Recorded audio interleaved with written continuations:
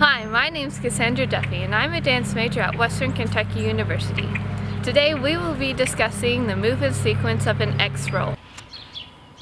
Before we begin, let us discuss some basic movements. First, with our head-tail connection, you want to make sure that you soften the back of the neck, completing this head-tail connection. Our second is our undercurve, making sure we use our plie and shift all of our weight onto our standing leg.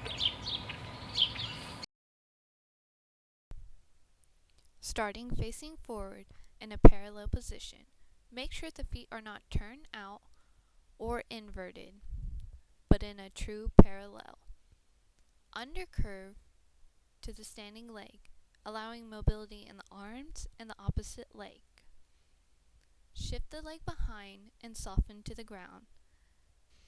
Threading the arm through, allow the back to spill onto the ground. Make sure to keep the arms and feet connected. Head-tail connection, pushing up into a crouch, and making sure to articulate through the back as you roll up.